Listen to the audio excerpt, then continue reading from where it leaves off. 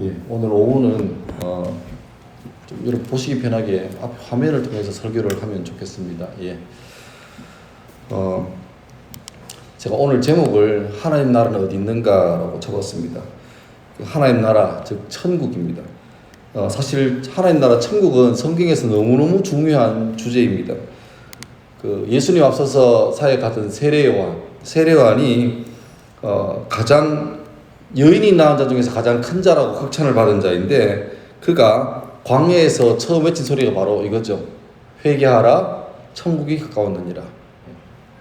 그리고 예수님께서도 공생애를 처음 시작하시면서 했던 첫 번째 메시지가 바로 거의 동일합니다. 이때부터 예수께서 비로소 전파 이르시되 회개하라, 천국이 가까이 왔느니라 하시더라. 그러니까 회개하라. 왜냐하니까 천국이, 하나님 나라가 바로 가까이 와 있다, 이렇게 말씀하신 거죠. 그리고 예수님은 사역 중에도 많은 사람이 예수께로 와서 병 고침을 바라고 인생의 답을 바랄 때, 그때 하신 말씀이 무리가 알고 따라왔거늘 예수께서 그들을 영접하사 하나님 나라의 일을 이야기하시며 병 고칠 자들을 고치더라.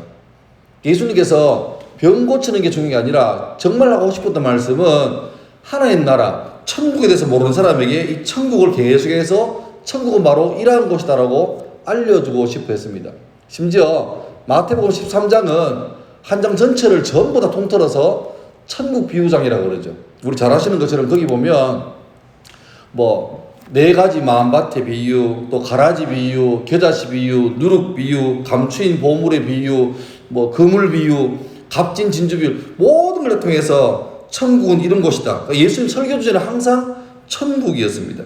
심지어 예수님께서 부활하신 이후에 이제 곧 죽으시고 부활하신 다음에 곧 하나님 앞으로 가야 되는데, 그때 마지막 설교가 뭐냐 이거죠. 그러니까 고난 받으신 후에 또한 그들에게 확실한 많은 증거로 친히 살아계심을 나타내사 40일 동안 그들에게 보이시며 하나님 나라의 일을 말씀하십니다. 예수님은 첫 설교도 천국이 가까웠다. 그리고 설교하는 내내 천국에 가는 말씀하시고, 심지어 부활하신 다음에 마지막 설교도 천국에 가는 내용입니다. 예수님의 설교는 계속 천국이었습니다. 천국은 엄청 중요한 주제입니다. 그리고 솔직히 말해서 우리도, 여러분 예수 믿는 목적이 뭡니까? 물으시면 많은 이야기 하지만 솔직히 말하면 아닙니까? 예수 믿고 어디 가려고? 천국 가려고. 옛날 어른들은 천당 가려고. 다 같은 말입니다. 그럼 하나 물어보죠. 천국은 어떤 곳입니까? 천국은 천국, 천당, 하나님 나라, 하늘 나라 이런만 말하는데, 우리 흔히 생각하는 천국은 이런 곳입니다. 주로 요한계시록이 나오죠. 이렇게 나오면 마지막 때에 새 하늘과 새 땅이 임할 때 요한이 보는 환상대로 이렇게 말합니다. 거기 보면 황금성이 있고 12진주문이 있고 수정같이 맑은 생리수강이 흘러가고 온갖 좋은 곳으로 가득가득 찬 곳이 바로 천국입니다. 그러니까 천국에는 이미지가 많이 나오는데, 요한계시록을 잘 보면 천국은 이것도 있다, 저것도 있다, 요것도 있다, 저것도 있다라고 말씀하시지만, 오히려 더 많은 부분에서 천국은 이것도 없고 저것도 없고 요것도 없고 저것도 없다, 그런 게 많이 나옵니다. 그러니까 긍정보다 부정이 많이 나옵니다. 여러분 상식으로, 여러분 성경 지식으로 알고 있는 천국에 뭐가 없다라고 말씀하십니까? 기억나시는 거 말씀해 보십시오. 예, 눈물, 또 슬픔 많겠죠. 보면 천국에는 사망이 없다. 그 다음에 천국에는 애통함이 없다. 천국에는 곡하는 것이 없다. 또 천국에는 아픔이 없다. 천국에는 저주가 없다. 천국에는 밤이 없다. 천국에는 등불이 없다. 천국에는 횃불이 없다. 밑에 세 개는 밤, 등불, 횃불은 하나님의 영광의 빛이 워낙 찬란하니까 그 빛을 대신할 다른 게 필요 없는 거예요. 그리고 그 위에 있는 5개입니까? 사망, 애통, 애곡, 아픔, 저주. 어쩌면 지금 딱 우리에게 필요한 말입니다. 천국에는 사망도 없고 고통도 없고 눈물도 없고 그런 게 없다. 필요한 거죠. 저는 20여 년 전에 아버님 먼저 천국 가시고, 그리고 2년 전에 어머님 천국 가셨습니다. 아버님 장례를 치를 때 어머니가 안 드세요. 드시겠습니까? 그래서 걱정돼서 드시라고 하니까 그때 어머님께서 하신 말씀이 아직 기억납니다. 신랑 장례식에서 내 살자고 먹으니까 목구멍이 밥이 안 넘어간다는 거예요. 근데 그게 뭐 이해는 되지만 제 마음에 어머니 건강이 중요하기 때문에 제가 억지로 강권해서 억지로 먹게 했습니다. 2년 전에 어머니가 한 2년 정도 투병하시다가 예상을 했습니다. 그래서 저희 3남매가 저는 대구 있고 누님하고 동생은 저기 서울에 있는데 다 불러서 임종을 지켰죠. 그리고 이제 70년 넘는 삶을 마감하시고 이제 장례할 때 그때 제가 막 상주가 되는데 안 넘어가요. 안 넘어가요. 예전엔 제가 오히려 어머니 보고 어머니 그래도 살 사람은 사셔야지요. 건강하셔야지요. 같이 이렇게 되면 안 되지 않습니까? 했는데 막상 제가 당해보니까 이게 너무너무 죄송해요. 많이 울었습니다. 제 스스로 하는 고백이 뭐냐니까 참 나는 살라고 먹는다 이런 말씀이 들어요. 어쩌면 사망, 애통, 곡하는 것, 아픈 것, 저주 이게 없는 천국이 지금 우리 모든 성도에게 너무너무 좀 와닿고 또 이게 우리 믿음만 아니라 정말 실제에서 뭐 지민이만 아니라 우리 모든 사랑하는 사람들 아까 우리 찬양도 오전부터 오후까지 계속 이제 그 천국 소망에 하늘 소망이라는 사람이 불렀는데 맞죠? 가사처럼 보고픈 얼굴들 그린 얼굴들 생각이 나서 우리가 주 앞에 갈 때 그때 다 만나 뵙기를 사모하는 그런 마음이 우리의 믿음에만 머무는 게 아니라 실제로 이루어지기를 간절히 바라고 또 늘 이것이 우리의 머릿속에 있지만 이런 일이 겪을 때는 참으로 좀 실제로 와닿아지는 그런 때 같습니다. 천국에 뭐가 없다는 게 왜 이렇게 많이 나오냐? 왜냐하니까 천국은 우리가 상상할 수 있는 우리의 상식과 언어로 표현할 수 있는 것들이 있는 차원이 아니라 훨씬 더 우리가 표현할 수 없고 경험하지 못한 것들이 많기 때문에 우리가 요한이 이때 주님 보이시는 천국을 보면서도 보긴 봤는데 자기의 언어로 표현할 길이 없는 거죠. 그래서 차라리 내가 보니까 천국에는 이게 있고 저게 있고 요게 있다고 하는 것보다 더 정확하게 표현하기 위해서는 내가 알고 있는 천국에 없는 것 이걸 표현하는 게 더 맞다 싶은 생각을 했던 것 같습니다. 그래서 천국에 없는 것을 하나씩 빼고 남는 요게 천국과 비슷하다고 설명했던 게 더 좋을 것 같습니다. 세계적인 그 화가 건축가 중에 미켈란젤로 사람이 있죠. 이 사람이 아직까지 이름을 알리기 전에 아주 젊을 때 아주 중요한 그 요청을 하나 받습니다. 너무너무 좋은 그 대리석 큰 덩어리를 바위를 하나 구했는데 여기에 이제 멋진 조각을 하고 싶은데 그래서 그 권력자가 당시 유명한 사람들 불러서 이 좋은 돌에다가 정말로 천년만년갈 위대한 작품을 하나 만들어 달라고 그랬는데 많은 사람이 부담을 느껴서 다 고사했습니다. 그래서 그 엄청난 기회가 무명의 작가였던 미켈란젤로에게 넘어온 거예요. 많은 사람이 저 사람 아직 검증도 안 된 사람인데 되겠나 싶었는데 아무도 안 맡으니까. 근데 미켈란젤로가 드디어 그 바위 덩어리 앞에 섰습니다. 이 사람을 도와주려고 많은 사람이 같이 모였는데 문제는 이 젊은 작가가 와서 하는 일이라고는 하루 종일 그 큰 바위 덩어리를 가만히 보다가 가는 겁니다. 그 다음날 오더니만 또 아무것도 안 해요.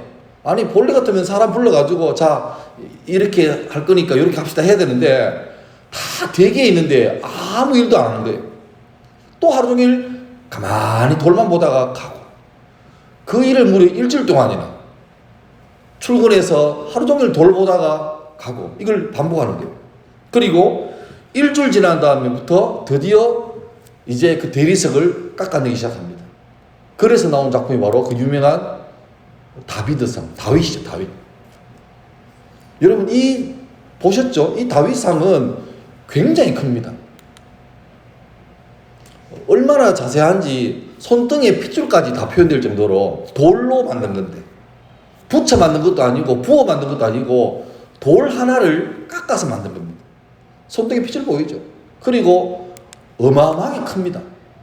전체 크기가 5m가 넘어요. 그러니까 여기 세우면 교회 가운데 가장 높이 큰 작품입니다. 그런데 묻죠, 사람들이. 아니, 이 위대한 작품을 이렇게 잘 나올 걸 기술이 있는데 왜 안 했냐? 왜 안 했냐? 물어보니까 미켈란젤로 하는 말이 이겁니다. 처음에 와서 이 돌 속에 갇혀 있는 다윗을 보고 싶었다는 거예요. 아무리 봐도 안 보여요. 하루 지났습니다. 둘째 날 와서 뚫어져라 돌을 보니까 희미하게 이 돌 속에 갇혀 있는 다윗이 희미하게 보이더랍니다. 그리고 날이 지날수록 희미했던 다윗이 점점 더 구체적이 되고 일주일쯤 보고 나니까 그 돌 속에 갇혀 있는 다윗이 또렷하게 보이는 거죠. 이제 그렇게 되면 쉽습니다. 그 바위에서 다윗이 아닌 부분만 잘라내면 다윗이 남잖아요. 그래서 이렇게 만들어졌던 거예요. 여러분, 천국은 우리의 소망, 우리의 야망이 가득한 곳이 아닙니다. 여러분 다 돈 좋아하시죠? 돈이 좋다 한들 그러면 생각할 때 천국은 돈으로 가득 찬 곳이다 라고 생각하면 천국 맞습니까? 친척 간에도 가족 간에도 돈 때문에 얼마나 많이 갈등하고 분쟁하고 합니까? 조상이 남겨준 땅덩어리 때문에 후손들이 갈라지고 싸우고 원수보다 못한 경우 되는 게 얼마나 많이 봅니까? 그럼 돈이 가득하다고 그것이 천국일까요? 그러니까 우리의 상식과 우리 기준으로 천국을 생각하면 잘못된 천국으로 오해하기 쉽습니다. 사실 천국은 어떤 것을 가지고 있는가, 천국에 뭐가 있는가, 그 소유의 개념보다는 천국의 주인 되시는 하나님과의 관계가 훨씬 중요합니다. 2002년도 온 나라가 월드컵 때문에 떠들썩할 때 중국의 선양이라는 도시에 있는 일본 총영사관에 큰 사건이 하나 있었습니다. 이겁니다. 한 가족이 탈북해서 중국에 숨어 있다가 중국 선양에 있는 일본 총영사관 건물로 진입을 한 겁니다.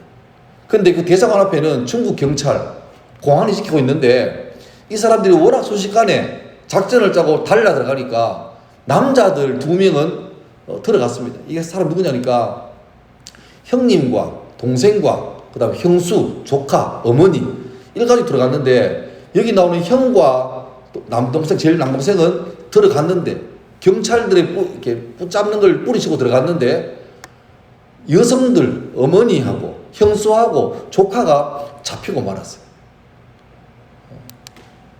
그 장면입니다. 이 본래 영상인데요. 안에 들어갔는데 기어코 공안들하고 몸싸움을 해가지고 결국 여성분들이 붙들리니까 나중에 체포되고 나중에는 안에 들어가 있던 그 남자 2명도 결국 체포되어서 잡혀가죠. 다시 북한으로 보내질 위기에 처했습니다. 그런데 이것을 미리 알고 있던 기자들이 영상을 다 촬영했는데 얼마 후에 국제적인 여론이 영상이 퍼지니까 국제적으로 난리가 났습니다. 그리고 처음에 자기 안에 남자를 내줬던 일본이 영상을 보고 발끈해가지고 중국에 엄중하게 항의를 합니다. 왜냐하니까 이 장면 때문입니다. 이미 여인들도 일본 영사관 안으로 들어갔는데 몸싸움 하다가 중국 공안, 경찰이 그만 일본 영사관 건물로 들어가 버린 거예요. 이게 왜 문제가 되냐니까 일본 영사관은 비록 위치가 중국의 선양에 있지만 조 영사관, 대사관 땅은 중국이 아니라 일본 땅입니다. 그래서 중국 경찰이 일본 땅에 무단으로 들어왔기 때문에 이거는 아주 심각한 범법이 되는 거죠. 그래서 일본 정부가 이 영상을 근거로 엄중히 항의했습니다. 불법으로 체포한 거다. 우리 영토에 들어왔는데 너희 경찰이 들어와서 뺏어간 거니까 다시 돌려내라. 요즘 중국 같으면 안 돌려줍니다. 근데 그때 2002년도가 중국에서 2008년도 베이징 올림픽 이제 막 유치해가지고 세계적으로 중국이 올림픽을 할 만한 수준이 되느냐, 인권 문제가 많은데 되느냐, 그런 예민할 때라서 중국이 그때 아주 예외적으로 이미 체포해 있는 5명, 곧 북한에 보내려고 대기 중인 5명을 예외적으로 다시 일본 영사관에 보내주는 그런 일을 벌였고, 이 5명은 제3국 거쳐서 우리나라로 다 들어왔습니다. 여기서 보시는 것처럼 비록 중국 땅이지만 일본 영사관은 중국의 땅이 아니라 일본의 영토죠. 일본의 주권이 지배하는 곳이기 때문입니다. 마찬가지로 미국에 있는 한국 대사관은 바이든 대통령의 명령을 따른 것이 아니라 우리나라 대통령의 명령을 따른 것이기 때문에 워싱턴에 있던 뉴욕에 있던 그 땅은 미국 땅이 아니라 한국 땅입니다. 마찬가지로 우리가 생각하는 하나님 나라는, 우리 생각의 나라 그러면 땅덩어리가 생각나잖아요. 근데 그 땅덩어리가 미국에 있던 중국에 있던 우리나라 지도자의 통치권이 미치는 곳은 우리 땅입니다. 다시 말해서 국가를 이루는 국토, 영토, 그 다음에 국민, 또 하나가 주권인데 이 중에 나라를 이루는 가장 중요한 요소는 국민도 영토도 아닌 주권입니다. 일제치하 36년 동안 생각해보세요. 우리나라가 땅을 잃어버렸습니까? 땅은 그대로 있죠. 국민도 그대로 있죠. 그런데 주권을 빼앗기니까 나라가 날아가지 않습니까? 하나님 나라 할 때 이 나라, 하나님의 왕국, 하나님의 통치는 바로 땅이 아니라, 백성이 아니라 바로 하나님이 다스리시는 겁니다. 그러니까 하나님 나라는 엄밀히 말하면 죽어서 가는 곳, 그거는 정답이 아니라 반만 정답입니다. 하나님 나라는 뭐냐니까 하늘 위에 있는 것도 아니고 하나님이 통치하시는 것이 더 맞는 표현입니다. 우리 예배 드릴 때 늘 하던 주기도문도 나라가 임하시오며, 잘못 생각하면 하늘 황금빛 가득한 천국이 큰 나팔 소리와 함께 이 땅에 짠짠짠 임하는 게 나라가 임하시오며 생각하는데 그것도 맞겠지만 더 정답은 뭐냐? 하나님의 통치하심이 이 땅에 이루어지는 겁니다. 그리고 그 다음 구절, 뜻이 하늘에서 이룬 것 같이 땅에서도 이루어지기를. 우리 흔히 생각하는 그 천국은 완벽한 주의 통치가 이루어지는 곳인데 그 통치가 천국에서만 아니라 이 땅에서도 이루게 해달라. 누굴 통해서? 나를 통해서. 그게 바로 천국의 개념이죠. 오늘 본문은 바리새인들이 묻습니다. 하나님 나라가 어느 때 임합니까? 예수님께 질문하죠. 당신이 하시는 말씀마다 천국, 하나님 나라, 하늘나라 말씀하시는데 도대체 그 천국은 언제, 어느 때에 이 땅에 임합니까? 이렇게 물어요. 거기에 대해서 예수님은 질문이 언제라고 물었으면 지금부터 몇 년 후에 아니면 이런 일이 있고 난 다음에 온다라고 말해야 되는데 예수님 말씀은 의외입니다. 예수님은 하나님 나라는 볼 수 있게 임하는 게 아니라 하나님 나라는 너희 속에 있다. 그러니까 언제 임하냐고 물었는데 예수님은 언제라는 말을 안 하시고 어디를 말씀하십니다. 그리고 어떻게를 말씀하십니다. 우리는 죽어서 천국에 간다고 생각하는데 천국에 대해서 제일 잘 아시는 천국 전문가 예수님 말씀은 죽어서 가는 것이 아니라 이미 너희 중에, 그러니까 너희 안에란 말은 너희 중에란 말입니다. 우리 중에, 이미 우리 중에 천국이 있다는 말이죠. 다시 말하면 하나님께서 주인 되셔서 통치하시는 곳, 하나님 말씀에 순종하는 그곳이 이미 천국이라는 말입니다. 그러면 예수님이 내 죄를 대신해서 죽으시고 부활하심으로 나의 죄 문제가 해결되고 예수님을 주님으로 믿는 저와 여러분은 지금 천국에 와 있습니까? 아니면 그 천국은 아직은 멀었고 내가 죽어서 영혼이 육체를 벗어나서 그 순간에 내가 주 앞에 갑니까? 천국 언제 갑니까? 지금 여러분 천국이 있습니까? 안 있습니까? 물으면 고민스러운데 내 생각하고 내 상식하고 다르게 오늘 봤던 성경 말씀으로만 풀면 내 마음과 달리 지금 우리 천국에 와 있는 거예요. 이미 와 있습니다. 그런데 여러분 지금 천국 갔습니까? 이 교회가 천국 갔습니까? 여러분 가정이 천국 갔습니까? 여러분 내일 당장 출근해야 될 직장이나 어떤 그곳이 천국 갔습니까? 이 고민이 생기죠. 분명히 말씀에서는 이미 천국이 임했다 그러고 너희 중에 천국이 있다 그러고 나도 천국 속에 와 있다고 말씀하고 있는데 정작 내 생각에 나는 지금 천국에 사는 것 같지 않아요.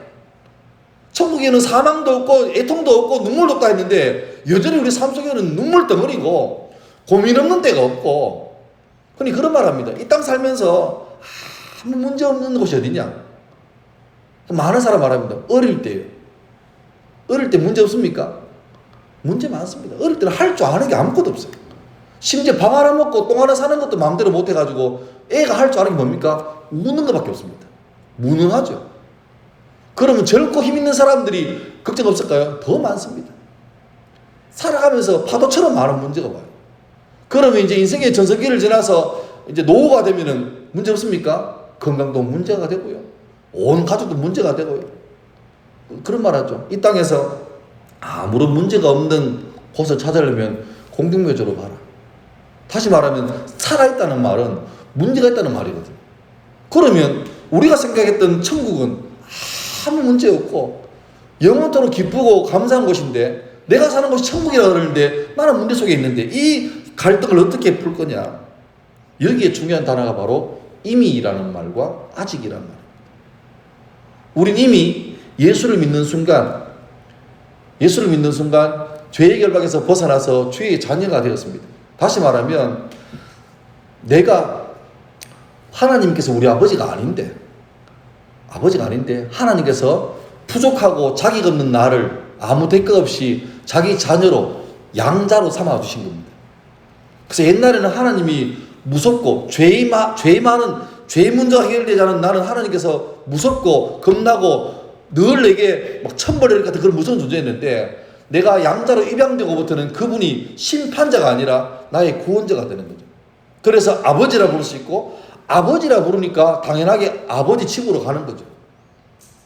그런데 이미 구원받았지만 아직 나는 여전히 옛 습관이 남아 있습니다. 입양되기 전에 즐겨하던 것들, 사모하던 것들, 그것이 하나님께서 기뻐하지 않은 것을 알면서도 여전히 옛 추억이 그립고 그 죄가 아름다워 보여서 지금도 즐기고 있는 게 아직 해결이 덜 됐어요. 언제까지? 주 앞에 가는 날까지. 물론 예수를 오래 믿고 성령의 은혜를 받고 점점 그 죄의 빈도가 줄어갑니다. 줄어가지만 아직까지 완벽하지 못해. 그래서 이 땅에 살면서 그것 때문에 상처도 있고 실망도 있고 실패도 있고 많은 갈등도 있죠. 그렇다고 해서 내가 하나님을 아저씨가 아니라 여전히 하나님은 내 아버지고 자녀가 됐지만 아직 자녀다움에 부족함이 있기 때문에 점점 더 신앙의 연수가 쌓아갈수록 내 마음이 은혜 받으면서 점점 깎여가는 겁니다. 그래서 중요한 건 내가 예수를 믿는다고 말하면서도 내 신앙이 장렬하고 올레하고 큰 변화가 없으면 이건 조심하셔야 되는 거예요. 사람마다 그래프 각도는 다 다릅니다.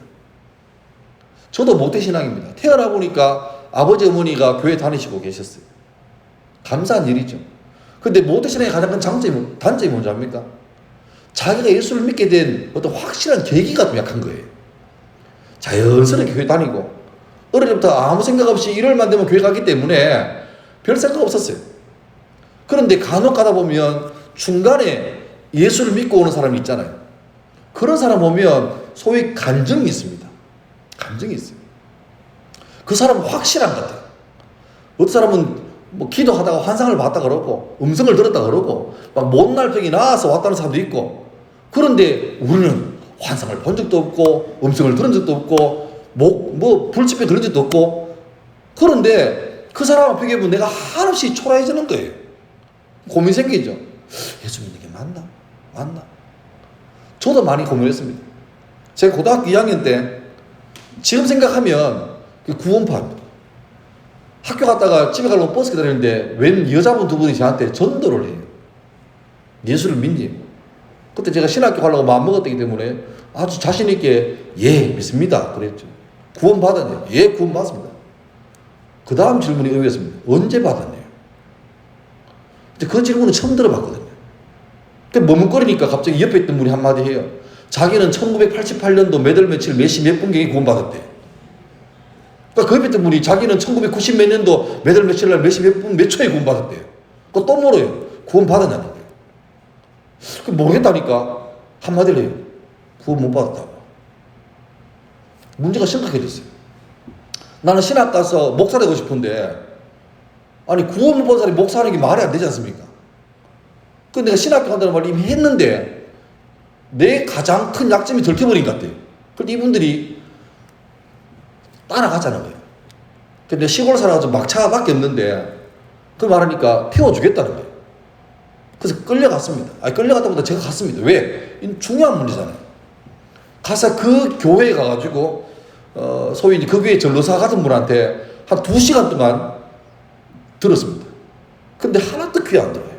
안 들어오고 뭐냐니까, 이제껏 내가 믿었던 게 뭐지? 라는 충격. 하나도 안 들어옵니다. 2시간 동안 멍해 있다가 그분이 집까지 태워주셨어요. 그리고 하시는 말씀이 내일 다시 보자는 거예요. 내 마음속에 이 사람들 하는 게 뭔가 한 번도 교회에서 못 들어보기 때문에 이상한 것 같은데, 문제 내 속에 답이 없는 거예요. 이상한 것 같은데 뭐가 이상한지 모르겠어요. 그 다음 학교 갔는데 공부가 될까요, 안 될까요? 본래도 공부는 안 됐는데 그날 다 안 됐습니다. 그래서 계속 고민하다가, 그때는 휴대폰도 없을 때예요. 그때 혼자 생각에 난 모르겠으니까 목사님께 여쭤보자. 그래서 담임 목사님 댁으로 전화를 드렸죠. 사모님 받으세요. 사모님 병주입니다. 목사님 계십니까? 목사님 회의 갔대. 전화할 데가 없습니다. 그러니까 목사님 아니면 누굽니까? 전도사님이죠. 그래서 그때 우리 담당하던 전도사님께 전화했죠. 그래서 상황을 쭉 말씀드리니까 전도사님이 그때만 해도 구원파라는 게 잘 뭔지 몰랐을 때입니다. 다들. 듣더니만 한마디 말씀하셨어요. 안 가는 게 안 맞겠나? 저는 그 말씀을 응답으로 받았습니다. 왜냐니까 답이 없었기 때문에 제가 혼자 생각할 때는 목사님께 전화해서 처음으로 나오는 말씀을 내가 주의 음성으로 받겠다고 혼자 그냥 결정을 내버렸어요. 근데 목사가 아니고 전도사님이었지만 같은 급으로 했는데, 그래서 내가 안 갔죠. 해결됐습니까? 해결 안 됐습니까? 해결 안 됐습니다. 안 갔지만, 야, 이게 뭐지? 나중에 성경 보다가, 요한복음 3장 보다가 답이 탁 나왔어요. 바디메오가 예수님께 와서, 주여, 어떻게 해야 주의 나라에 갑니까? 하니까, 거듭나야 된다. 아니, 내가 이마에 컸는데, 어떻게 한 번 더 태어납니까? 이 몸으로 엄마 뱃속에 어떻게 갑니까? 하니까 예수님께서 물과 성령으로 거듭나라. 하면서 그때 하신 말씀이 있어요. 바람이 임의로 불매. 성령으로 난 사람은 이와 같은다. 내가 이 구절을 몇 번을 봤는데 그때 구원받 만났을 때 그게 안 떠오른 거예요. 알았으면 기가 막히게 말했을 건데 몰라, 보기 좋게 당했죠. 뭡니까? 우리 흔히 말하는 모태신앙 말고 중간에 들어오신 분은 빠꼼한 증거가 있습니다. 나는 그날 그 음성 듣고 내가 확 바뀌었다. 불 받았다. 또 굴렀다 이러는데, 우리 같은 묵은디들은 그런 경험도 없고 뭐 음성도 못 듣고 별 게 없거든요. 그럼 내 삶 속에 이게 도대체 믿는 게 맞나 안 맞나? 왜요? 여전히 주일은 교회 나가지만 지을지 다 짓거든요. 뭐 알고 지은지 모르고 지은지 하지만 솔직히 말하면 모르고 지은지 몇 개 없습니다. 다 알고 짓습니다. 이제 지면 또 이번 주일날 회개할 줄 알면서 또 짓습니다. 그러니까 난 여전히 죄 중에 있는데, 이 양반들은 언제 구원받았다고 확실한 증거도 있고, 어떤 종교에서는 구원받은 사람은 죄를 안 짓는데요. 그럼 난 뭐가 됩니까? 그런데 그때 딱 내 마음을 잡아준 말씀이 바람이 임의로 불매. 여러분, 바람 부는 게 눈에 보입니까? 안 보입니까? 안 보이죠. 내 눈에 안 보이지만 바람 부는 거는 뭘로 합니까? 먼지가 날리고 나뭇잎 흔들림 보고 바람 분다 알 수 있잖아요. 성령으로 난 사람, 성령으로 거듭나고 주의 백성 된 사람은 그 순간부터 이마에 뭔가 표가 싹 나 있으면 깨끗할 건데 아무도 없습니다. 도무지 누가 하는 건지 몰라요. 자기가 나는 거듭났다고 말하면서도 자기가 자기를 되돌아볼 때 진짜로 만나러 보려면 답도 없을 거예요. 그런데 눈에 안 보이는데 성령이 임한 사람은, 성령으로 거듭난 사람은 삶의 증거가 보이는 거예요. 다시 말하면 삶의 증거가 없다는 사람은 이거는 진짜로 물어봐야 됩니다. 그런데 삶의 증거가 어떤 사람은 막 확실하고 화려하고 눈에 띌 정도로 확실한 사람은 괜찮죠. 그런데 어떤 사람에게는 그게 없어요.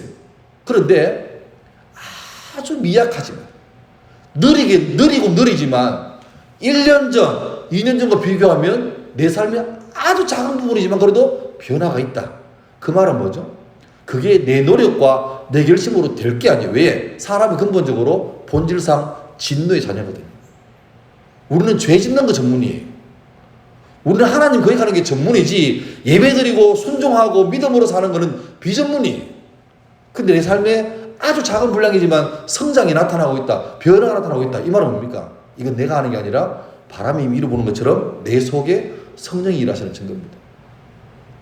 그때부터 내 마음속에 더 이상 무슨 구원의 확신이라고 말할 때 누가 몇 년 몇 월 몇 시에 받았다 이런 말 때 전혀 고민이 없습니다.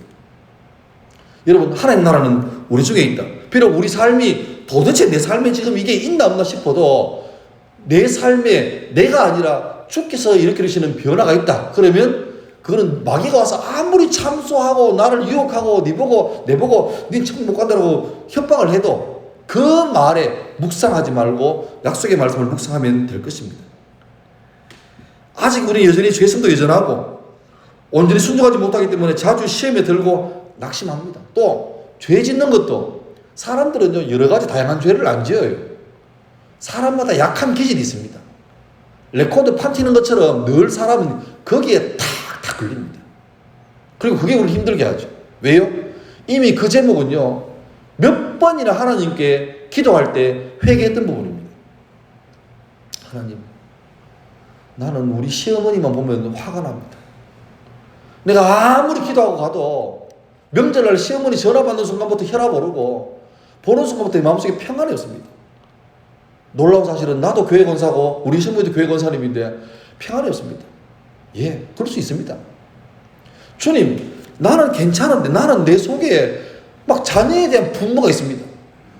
떨어져 있으면 그 자녀가 귀하고 사랑스러운데 얼굴 보면 잔소리가 멈추질 않습니다. 내 마음은 안 그런데 이게 보면 정신을 못 차겠습니다. 자꾸 내가 혼내니까 아들도 나를 멀리하고 힘듭니다. 그런 게 있어요. 사람마다 있어요. 뭐 잘하는 과정 가운데서 문제 있겠죠. 그런데 그걸로 몇 번이나 기도하고 몇 번이나 회개하고 했는데 또 안 돼요. 그러면 어떤 사람들은 기도하다가 미안해서 못합니다. 왠 줄 압니까? 기도할 때 누가 내 마음속에 마음을 줘요. 그 기도를 몇 번 하고 지금 좀 염치가 있어라. 작년에도 하고 지난주에도 했는데 또 하네.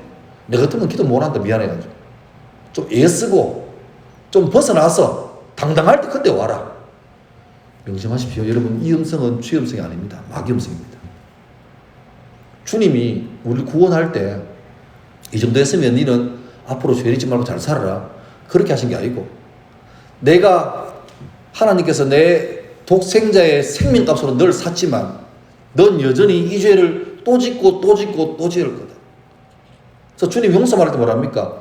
70번씩 7번을 봐주라 했잖아요. 그 말은 뭡니까? 사람은 같은 죄를 70번씩 7번 지은단 말이에요. 다시 말하면 70번씩 7번을 회개해도 여전히 그 사람은 그 죄를 또 지어요.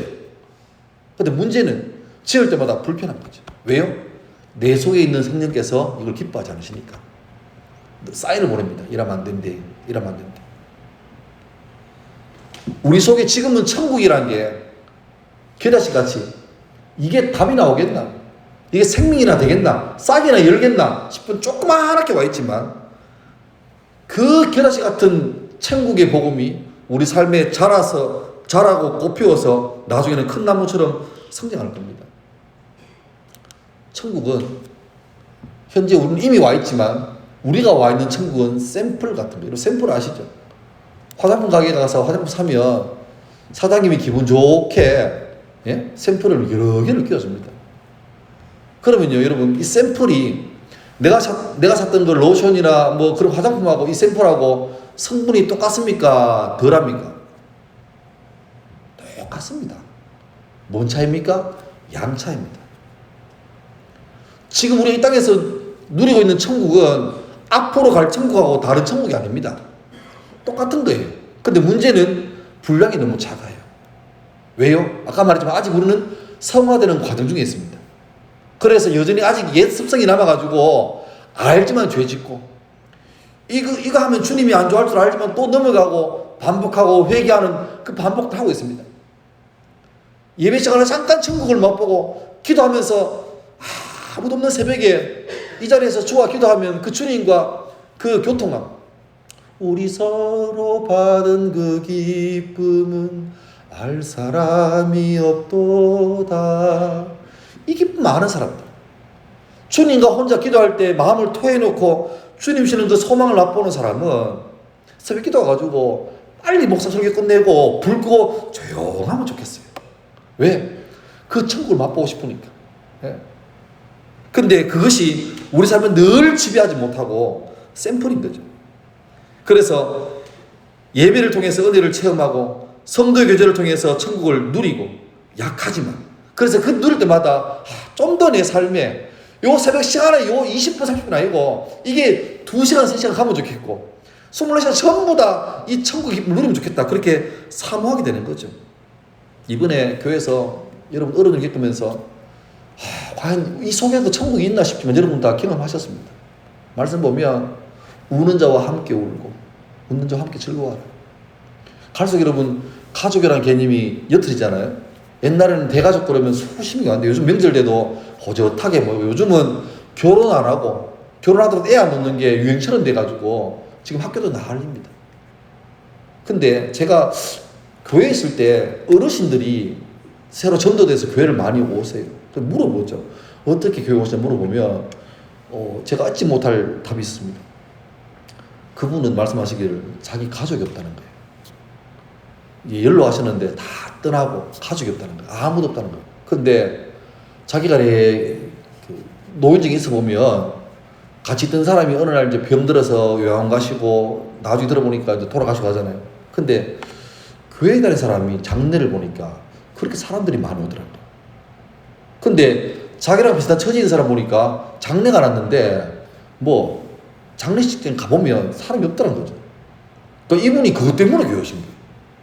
적어도 내가 이상 떠났을 때 여러 사람이 와가지고 좀 같이 슬퍼해주고 하면 좋겠다.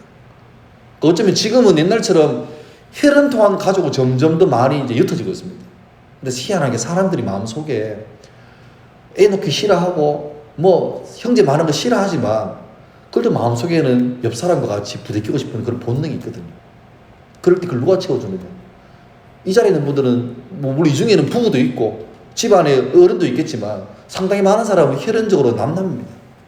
그런데 이번에 목사님 당하시는 그 가정의 어려운 일을 통해서 여러분 그게 남 일 아닙니까? 그런데 전화 받는 것 전화 받고부터 벌써 무릎에 힘 빠지고 남 일 내 일처럼 같이 힘들어해줘. 여러분 그런 거는 성경 말씀처럼 우는 자와 함께 우는 거예요. 우는 자와 함께 우는 거예요. 우리 볼 때 천국 눈물이 없다 그랬는데 예 하지만 이 땅에 이미 들어온 천국 아직 부족한 천국에는 여전히 있습니다. 근데 중요한 건 천국에 없을 눈물이 이 땅에 있지만 이 땅의 천국은 눈물 흘리는 자 옆에 가가지고 함께 울어주고 그런 거죠. 저도 장례식 가면서 차 타고 가면서 배 목사님은 저보다 1살 많은 형님이십니다. 물론 학교를 같이 다녀서 했지만 도대체 이런 경우는 처음이니까요. 가서 어떻게 말할지가 모르겠는 거예요. 가긴 가야 되는데 가고 있는데 이제 내비에 한 5분 남았다는데 어떻게 만날지 만나서 내가 어떤 얘기를 할지를 마지막 갈 때까지 못 정했습니다. 근데 가는 순간 가서 이제 형님을 보는 순간 뭐 저도 의도치 않았지만 눈물이 납니다. 그리고 배 목사님도 그렇게 막 이렇게 부드럽고 그렇진 않잖아요. 저한테 형님이니까 막 형님이니까 여전히 근데 저를 보더니만 그러고 울어요. 저도 뭐 거기서 무슨 어떤 말로 위로합니까? 근데 그냥 가서 함께 그 아픈 마음을 같이 전달해 주는 것만으로도 우리가 원치 않은 그림인지 몰라도 그게 이 땅에 있을 샘플 천국을 같이 맛보는 게 아닐까 생각합니다. 그러면서 우리 점점 더 눈물 없고 애통함이 없고 슬픔이 없고 또 우리의 부족함들이 없는 온전한 천국을 좀 더 길게 온전하게 누리기를 사모하게 되는 거죠. 그리고 그 천국의 소망이 더 선명해지면 내 삶에 어떤 환란이 오고 어려움이 오더라도 이겨낼 수 있는 힘과 능력이 생기는 것입니다. 바울은 말합니다. 나는 살아도 좋고 죽어도 좋대. 내게 생명이 있고 건강이 있으면 그 생명과 건강으로 주님 맡긴 사명이 열심히 감당하면 되고 주님 날 오라 하시면 너무너무 사랑하는 주님 앞에 가니까 얼마나 기쁜가. 그래서 사나 죽으나. 그러니까 사람이 두 개밖에 없습니까? 살든 죽든지. 근데 이 바울 같은 경우에는 천국의 소망이 분명하니까 살아도 감사, 죽어도 감사. 그렇게 되니까 히브리서 말씀처럼 그런 사람은 세상이 감당치 못한 사람이 되는 거예요. 세상보다 더 큰 사람이 되는 거죠. 이 천국의 소망이 우리를 힘있게 하고 다르게 살게 하는 원동력이 됩니다. 사랑하는 성도 여러분, 이미 우리가 많이 부족해 보이지만 예수님을 구주로 영접한 순간 이미 저와 여러분은 천국에 한 발을 내디디고 있습니다. 믿거나 안 믿거나 이미 우리는 천국에 발을 내디딘 거예요. 그리고 한 양이 아직 작아서 이게 천국에 맞나 싶지만 말씀과 기도를 통해 은혜를 받으며 점점 더 천국의 맛을 보게 되고 깊은 수준까지 가게 되고 더 온전한 수준 천국을 사모하게 되는 거죠. 그리고 이 지역 가운데 이 교회와 여러분을 통해서 천국을 보여줄 수 있는 기회를 꼭 삼으셔야 됩니다. 그래서 교회가 너무 좋고 예배가 너무 좋아서 이곳을 즐겨 찾으시기 바라고, 그러나 중요한 건 이곳에만 머무시면 안 됩니다. 이런 찬송 가사가 있죠. 밤 깊도록 동산 안에 주와 함께 있으려 하나. 이게 천국의 샘플을 맛본 자의 태도입니다. 너무 좋아요. 주일 밤 되면 막 월요일 오는 게 싫고, 그게 일하러 가서 쉬는 게 아니고 주와 함께 오롯이 예배하는 게 좋고, 성도와 함께 만나서 이런저런 말씀하는 게 좋고. 여러분 교회에 모여가지고 성도 교제할 때 굳이 뭐 일주일 동안 기도 많이 했나 그런 게 아니라도 살아가는 얘기, 직장 얘기 하더라도 성도와 함께 얘기하는 게 참 좋잖아요. 그런데 주님께서 그래 그럼 내일도 막 가지 말고 있어라 이게 아니고 어떻게 합니까? 괴로운 세상에 할 일 많아서, 그러니까 괴로운 세상 중에 아니고 할 일이 있다는 거예요. 교회에서 할 일이 아니고 여러분이 처한 세상에서 할 일이 많다는, 그걸 다른 말로 합니까? 사명. 날 가라. 우리의 문제는 주님께서 우리를 세상의 빛과 소금으로 부르셨는데 우린 자꾸 교회의 빛과 소금 되려고 합니다. 교회에서는 빛과 소금이 아니고 묻어지고 없어지면 됩니다. 나보다 남을 낮게 여기고 낮은 자를 존귀 여기고, 그래서 밖에서는 존귀 여기지 못하는 사람이 교회 와서 어깨 힘 들어가야 돼요. 야, 세상에 우리 교회 사장님도 있고 대단한 분 많은데 저분들이 나한테 인사를 해주네. 그렇게 돼. 그게 교회마다 여전히 높은 사람 높고 나란 사람 낮고 이러면 안 되는 거죠. 예, 그래서 끊임없이 날 부르신 현장에서 세상에 빛과 소금 되는 모습으로 주님께서 가라고 명하시고, 여기서 받은 은혜 가지고 거기 가서 힘을 발휘하면 됩니다. 이 복음을 아직 모르는 이웃을 위해서 말로도 전도하고, 더 본질적으로는 우리 삶으로 전도하셔서 이 복음을 혼자 독점하지 말고 이제 모든 주민들에게 알리게 하시고 그들도 천국을 누릴 수 있는 기회를 줘야 할 것입니다. 하나님이 이 건물 안에서만 머무시는 것이 아니라 나의 주인 되셔서 나와 함께 하시니, 다시 말하면 내가 이미 주의 통치를 받아서 천국에 발 디디고 있으니, 내 속에 주의 통치가 있는 천국이 내 속에 있으니, 이 천국은 여기에 있는 게 아니라 내가 가는 그 자리에도 나 때문에 천국에 같이 가는 거죠. 그래서 내 속에 있는 복음을 옆 사람에게 전파하고 증가하고 전도하면, 그가 받아들이면 그에게도 이 천국이 확산되는 겁니다. 다시 말하면 세례요한 예수님의 일성, 회개하라 천국이 가깝다는 말은 하늘의 천국이 내려오는 게 아니라 회개하라, 내가 주인 되어서 내 멋대로 살던 내 삶의 주인 자리에서 내려와서 예수님을 주인으로 모시게 되면, 회개하면 뭐가 된다고요? 천국이 임한다는 거예요. 임한다는 거예요. 그래서 내가 있는 그 자리, 직장이든 학교든 시장이든 논밭이든 내가 가는 곳에 주의 통치를 받으면 이 고백이 이루어지는 거죠. 높은 산이 거친 들이, 초막이나 궁궐이나 학교나 회사나 시장이나 집이나 내 주 예수 모신 곳이 그 어디나 하늘나라. 이 교회도 주의 나라가 돼야지만 이 건물이 아닙니다. 여러분, 주의 나라가 있는가? 주의 나라는 예수님 말씀처럼 우리 안에 있습니다. 그러니까 이 건물이 아니라 여러분 이렇게 주님의 통치를 받는 성도들이 가는 곳이 교회고, 그곳이 천국의 샘플이고, 여러분 통해서 그 천국이 더 확산되기를 바라시는 겁니다. 주의 나라가 있는가? 우리 안에.